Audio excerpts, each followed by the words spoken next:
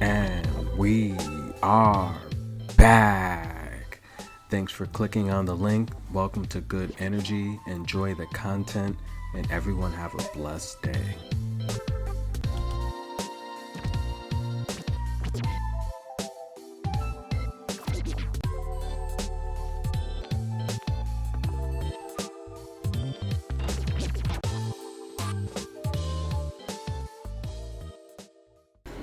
And we are back. Welcome to Good Energy, guys. Another great day of tennis, and we are going to follow this up with a preview and prediction video. And join me for live commentary as we enjoy these two matches we have scheduled today. That's right, we have Daria Kataskina, and she'll be taking on Veronika Kudermetova, and Iga Swiatek versus Jessica Pegula. Exciting day. Get your popcorn. I'm so excited. But let's discuss the results of yesterday. Coco Corey Golf shocking the world and beating Sloane Stephens, although she was almost a 3-1 favorite. Most people thought that Sloane would take her to school again, and we're very shocked about that one. Coco Golf maintained her composure. She kept her cool, and we will discuss her next round matchup tomorrow on tomorrow's video.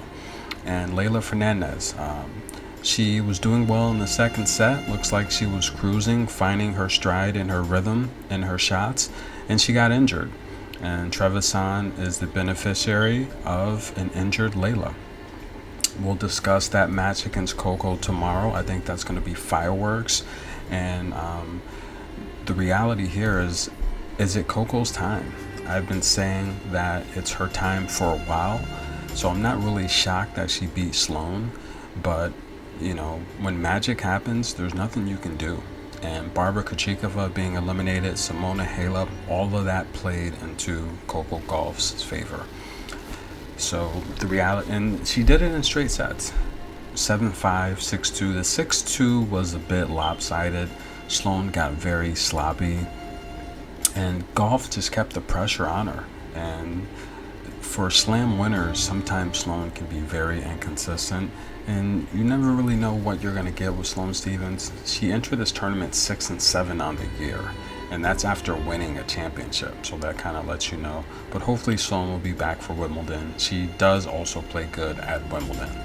And the same with Leylah Fernandez. Hopefully she'll be back on grass.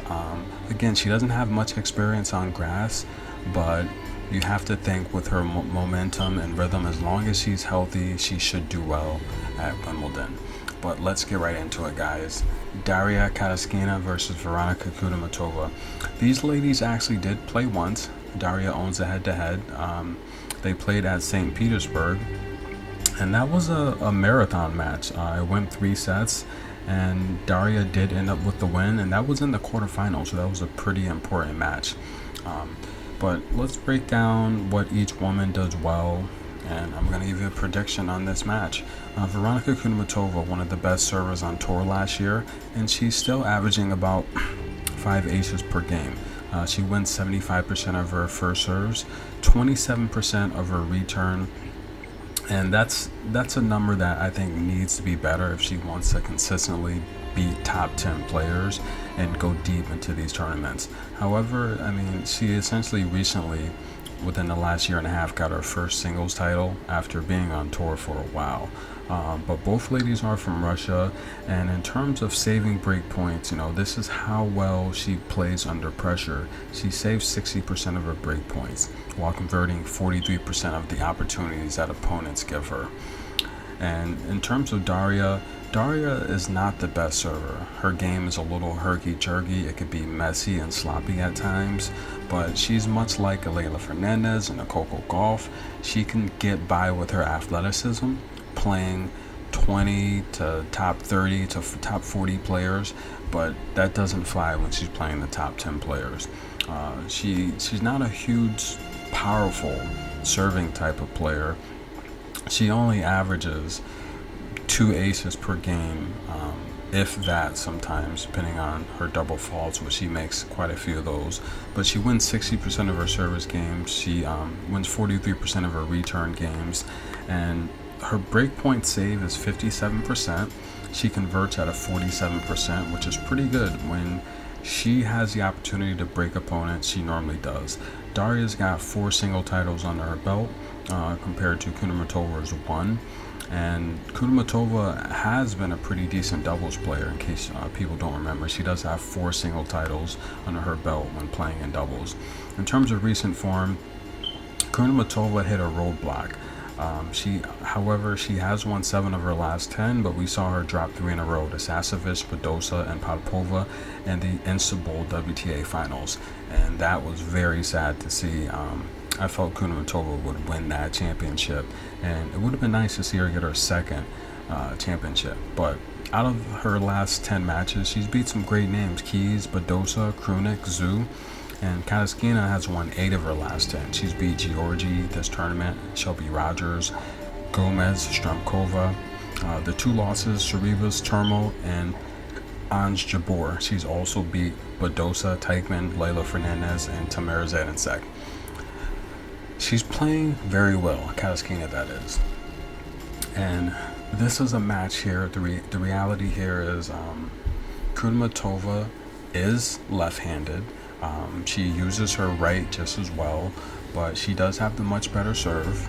She holds serve more consistency than she holds her serve more consistently than Kataskina does.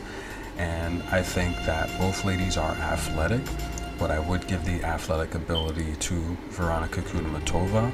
But in terms of clay, experience, and just how each lady handles themselves on playing on this surface, I would give that advantage to Kataskina. Kataskina has, she's got quite a few wins on clay. I mean, Veronika only has 79. Veronika only has 79 wins on clay, and Kataskina has 108. But Kataskina wins 70% of her matches on clay. This year she's 11-3 on clay. Veronika's 7-3. Who's going to win this matchup? Let's get right into it. How do I think this match is going to go? Veronika Kudermetova just beat Madison Keys, and she showed that she can handle the rallies and the powerful ground strokes of a strong opponent. Kataskina, on the other hand, we saw her beat Georgie, which, again, I didn't even bother reviewing that prediction. I just said, hey, take Kataskina to beat Georgie. I don't think Georgie's going to beat Kataskina. I just don't. She makes too many mistakes. She's inconsistent. She's always injured.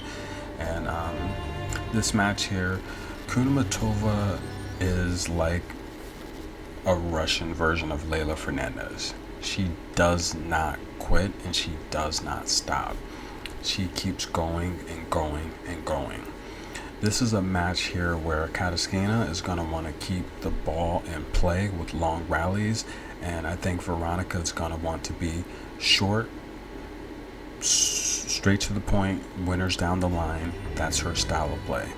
I do see Veronika's style giving Kataskina a little bit of difficulty compared to the past opponents that she'd had in this tournament. My official prediction for this match is to take the over. This is a match to make it to the finals of a Grand Slam. There's a lot of money at stake. There's a lot of points at stake. And I think the total is going to be too low for these two competitors. I like this match to go over 21.5 games. I'm pretty confident in that pick. I know Veronika is not going to go out without a fight, and I know Kataskina is not going to go without a fight. Kataskina is a 2-1 favorite. I don't think she should be a 2-1 favorite. I think this match is going to be going over. That's my official prediction. If I had to pick someone, I would pick Kudermetova to win at least one set. And I think Kudermetova is a live underdog to actually beat her outright. But the over is the official prediction. Let's take a look at Iga Swiatek and Jessica Pegula. But I do want to point out it is good to see 2 Russian ladies in the semifinals. There's a lot going on. And the reality is they will not be allowed to participate in Wimbledon. There's not going to be any points for the players. It's a mess right now. John McEnroe stated that it's just a it's just a catastrophe on how they've handled this situation. Osaka's most likely not going to play Wimbledon. And I mean, other commentators have said that, well, they are connected in terms of money and affiliation. So having, let's say, or even this tournament, what's the difference from one of those two ladies winning this tournament as opposed to Wimbledon? It's a slam. It's, they're not wanting anyone from that region to hold up a trophy. And they're not even letting the Belarus players play, which would be Sabalenka and Azarenka. It's a big mess, and the reality here is, I don't know, there's somehow being penalized for something that they didn't authorize and they're not necessarily involved with. I don't know. We'll save that discussion for another day, but we do have another semifinal match to be played. Quarterfinal with a chance to make it to the semifinals. Pegula and Swiatek, these two ladies have played. They've split the head-to-head, and a lot of people, if you're just tuning in, you might think Iga Swiatek's invincible, but no, she has lost before. She's not undefeated, but she did beat Pegula this year in Miami, straight sets, 6-2, 7-5. Previously, Pegula did beat Swiatek at Washington, and good news, tennis will be back in Washington, D.C. this summer. I will definitely be there. That did go 3 sets. That was a marathon match. But yeah, Iga getting the best of her this year more recently, and that gives you an idea of possibly where they're at as well. But nonetheless, in terms of Iga, her serve, we all know she's playing amazing, winning 76% of her service games, 55% of her return games. And how is she doing on pressure points? She's saving 63% of her break points. She's converting 54% of her opportunities that opponents give her. Pegula's winning 70% of her service games, 37%. She's winning 37% of her return games, and she's winning 70% of her service games. Pegula saves approximately 61% of her break points while converting opponent opportunities at 43%. Both ladies play well under pressure. The thing with Jessica Pegula is she made a comment earlier at the beginning of the clay season that she doesn't care where she's playing. If it's on clay or hard, she's going to show up and do her job. And she's been doing a great job with that. You cannot deny it at all. Jessica Pegula, historically on clay, she's actually got 100 wins on clay. She wins roughly 60% of her clay matches. And Iga Swiatek, we all know, I've given this data out before, Iga wins 80% of her matches on clay. She loves clay. She's a French Open Juniors champion. And in terms of recent form, we all know Iga's on the win streak. If she wins the Roland Garros, she'll tie Venus and almost certainly pass her. However, Pegula's won 8 of her last 10. She's beat Pegu, Zaydenset, Karolina. She's beat Wang. She did lose to Sabalenka and Jabeur, but she does have a good win over Sarah Srivas-Charmo, very experienced clay player, and Jill Teichmann. This is a match here where we all know what Iga wants to do. She has an amazing serve placement. She wants to set up the rallies. She wants to serve and volley, and she just wants to baseline you until she comes across court with a winner. She really constructs the point beautifully, and she's able to change her level to match any player's level. And she has the poise and consistency and mental toughness now that she lacked maybe a couple years ago. However, Jessica Pegula, on the other hand, is playing very good tennis, and she's also showing a lot of mental toughness. And she's playing like this is a hard surface.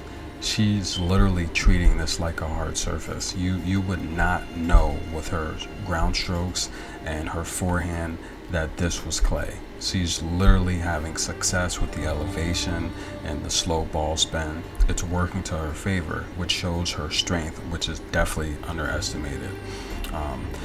The thing with Pegula, though, is and like I said, she's treating this like a hard surface because she doesn't like to back up. She's really playing forward and keeping kind of a mid-range type of game. And I could see Iga just going over the top or hitting different types of angles and finding patterns. Iga's a pattern player. I could see her just picking apart Jessica with different patterns, because Jessica she's not a baseliner, and she's not the best net player, although she is doing well with the Coco Gauff. They're hopefully going to win their second championship together here, so we'll see how that goes. But Iga, for Jessica to win, she's going to have to play first strike tennis. No rallies. She's going to have to be aggressive. She's going to have to go for winners. She's going to have to take it early. But the reality is, I don't know if she can do that, right? I don't know if she has that type of Sabalenka, Ostapenko type of aggressiveness that can really pressure Iga. The only players that are going to beat Iga, in my opinion, are players that are very, very athletic, that can push Iga around, move her around, and players that are very strong, that can back her up and disrupt her patterns. And the reality here is, the weird thing about it is, the players that I think can beat her are Kataskina, Veronika Kudermetova, and Coco Gauff. Those are the three players that I think can beat Iga in this tournament. And the reality is, Coco Gauff is very athletic. She's playing mature. And I don't think what happened in Miami, I don't think that would happen if they played in the finals. Because Coco Gauff, she's a different player. And a lot of times with these younger players, they need time to work on their routines and practice and game plan. When they're enrolling in WTA 1000 events and 500 and 250 events week after week, you don't really have the chance to incorporate these new things into your game. You kind of have to figure it out as you go during the season. Gauff has figured it out. I think Gauff could cause problems for Swiatek. You saw what Zhang did. I think Gauff could really cause problems. And I think Kudermetova could cause problems because she's athletic, and you saw what she did to Naomi Osaka at the Indian Wells. If she could do that to Iga, just be aggressive. Be very aggressive. First strike tennis. That Iga's not going to have a chance to play her patterns. Kataskina, on the other hand, I think could do well against Iga. You saw Kataskina beat Sakri and Sabalenka. The reality is, what Kataskina is, she's very athletic, east to west, north to south, and she can hit angles. So I think Kataskina would play that type of first strike tennis, and she can handle the rallies, and she's so experienced on clay. So I think there's three ladies that can actually beat Iga in this thing. And I mean, even look at Trevisan. Trevisan's playing with house money. She's a lefty. She could cause problems there, but I'm going to do that preview and prediction on Coco Gauff tomorrow. But this type of match here, it's a match where I think Iga's going to win. I do think Iga's going to win. Does Jessica have a chance to beat her? She absolutely does. She's playing good tennis as well. But my official prediction for this match is I like the first set to go over 8.5 games. The total on this match is only 16 games. That's very, very low. That's almost... The experts are saying Iga's gonna just blow Jessica off the court, but I don't think so. I like the first set to go over 8.5 games. That will pay you even money. Take that, and I even see like the match going over the 16 games that they're predicting. But guys, take the first set to go over 8.5 games. That's your lock. And thank you guys. This is good energy. Join me tomorrow as I cover these matches live. Join me in the comments. Let me know who you think's going to win. And I cannot wait to break down the Coco Gauff Trevisan matchup. That's going to be fireworks. And as well as the winners of today, to see who will complete the semifinal matchup here for the WTA at Roland Garros. This has been good energy, guys. Thanks for tuning in. Get your popcorn, buckle your seatbelt. We're in for another day of great action. We are